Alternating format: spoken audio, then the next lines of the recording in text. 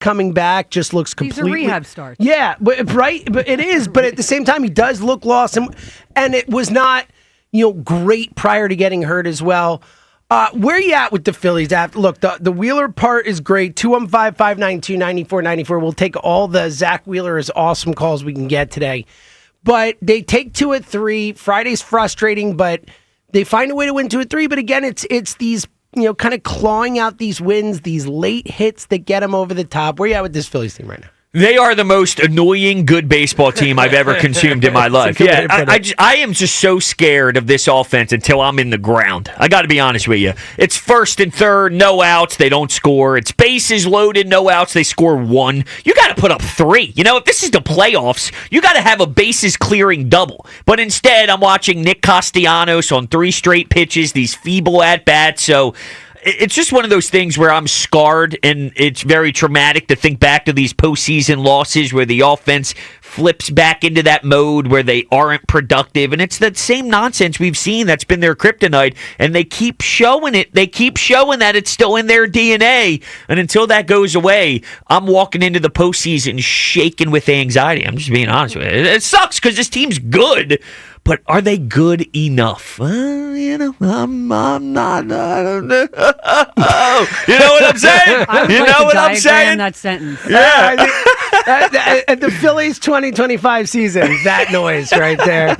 Yeah, look, I get it. They are frustrating, and yet they're in first place. They're playing good baseball. I mean, they're on pace for 96 wins, 97 wins, something in there. I mean, they are. To your point, they are a good baseball team, and I do think we can get a little myopic watching them, where we're not watching every other team in the league every night, and we don't know what the Yankees are doing. By the way, the Yankees are in third place right now. What this team is doing right now. How about that, right? This team and that team, and I do think that we can kind of not realize that despite the flaws that the team has, the Phillies do stack up pretty well compared to the rest of the league, but we've been here the last few Octobers. We've seen this offense crumble against good pitching, chasing, the whole loss of approach thing, and that's a concern. And I think when you watch this team night to night and they struggle to score runs, it's hard to believe that when the playoffs come around, when those big at-bats happen, that Bryson Stott is going to come through, that Alec Boehm's going to come through, that all these guys we've seen these last few years in these spots. And again, Boehm, the big home run Saturday, we could have been talking if a different series about him throwing his bat like a baby on a clear strike 3. Like, you didn't swing at a strike, buddy,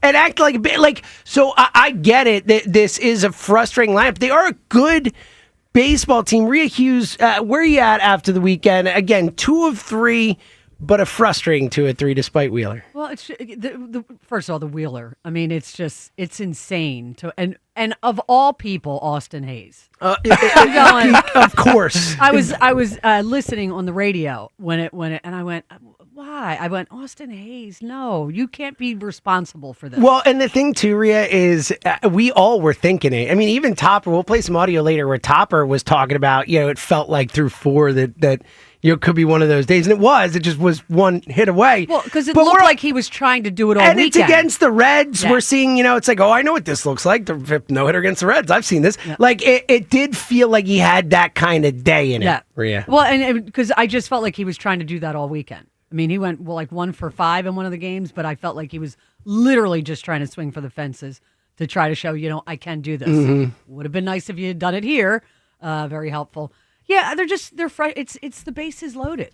They're getting on base. They're just struggling to bring people home. So it is frustrating to watch them. 215-592-9494. Where you at with this team? It does raise the question, and something I've been thinking about a lot the last week or so. And I've vacillated. I've gone back and forth on how committed to this group I am right now. I watch them this weekend, and I go back and forth. And am I willing to give up major prospects to add to this group? Are they good enough? To your point, Hunter, is this offense ever going to be good enough? And I think I've come to the conclusion that I'm willing to go all in on this team. Like, all in is what is all in mean? A loose term. Like, I don't think I'm. It's not that loose. It's pretty legitimate. Painter and Miller are probably the 2 I'm not getting rid of. But outside of that, like, I'm willing to trade prospects. I'm willing Crawford. I'm willing to trade Crawford. Okay. I will trade Crawford today if it makes me better. This team has to add a bat. They have to. They need a bullpen arm too. It's one of those like, what do they need more? I don't know. Both desperately. They got their bat. Otto Kemp.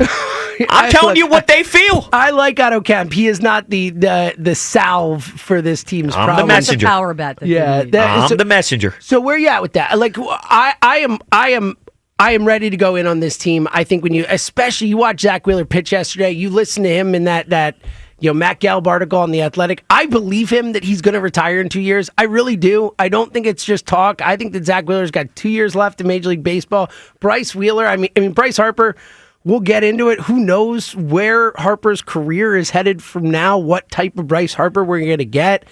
This group is here. Now they're ready. They have a chance. We know how hard it is to win titles. I have to take advantage of this. This group is ready. I'm willing to add to this group. Go get players, Dave. Make some trades. Finally, instead of nibbling on the edges, instead of trading for Austin Hayes, go get me a real hitter and go win a World Series. All right, so I'm very conflicted here, and I'm probably going to contradict myself halfway through. But I just don't know if there is enough that you can do at the deadline to satisfy me. So it's almost scaring me to push my chips in, because if you are willing to go out and get a couple of pieces, but there's 3 more holes on your roster because Dave Dombrowski didn't do enough in the offseason, that's where this whole thing is lost. If he did better and had more urgency in the offseason, then there may only be 1 or 2 things that you need. But I think you need to rebuild your entire bullpen, and maybe you can do that internally. And you need a right-handed bat in your outfield, which is what you pay Nick Castellanos to be, a power bat in your outfield. But now we still have to go and get that too.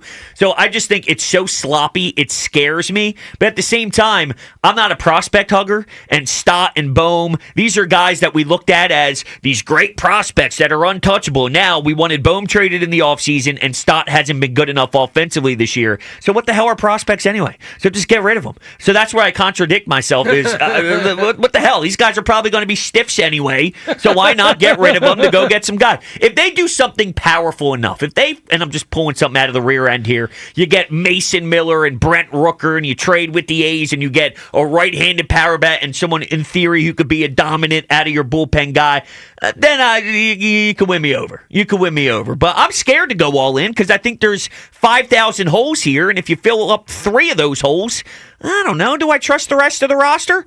I'm a worried man. 215-592-9494. Phillies take 2 of 3 from the Reds this weekend. We saw absolute brilliance from Zack Wheeler. Where you at with this team, and are you willing to go all in on this group? I am. I'm willing to trade prospects. I'm willing to help Zack Wheeler out, to add to this group. They need a bat desperately. We saw that this weekend. There are just too many holes in this lineup. They need a bat that they can trust, someone who can protect those guys at the top, maybe even someone who could be at the top of the lineup, either or. They need a bat that they can trust, and they need bullpen help as well. 215-592-9494. Again, Zack Wheeler's dominance. This Phillies team, again, a first-place team. We are 3 weeks away from the trade deadline. It's getting real. You know, we've been talking about this deadline coming up for feels like months now. We're 3 weeks away. It's getting real. Would you go all in on this team? I'm willing to go all in on this team. Hunter is less sure about this group. 215-592-9494.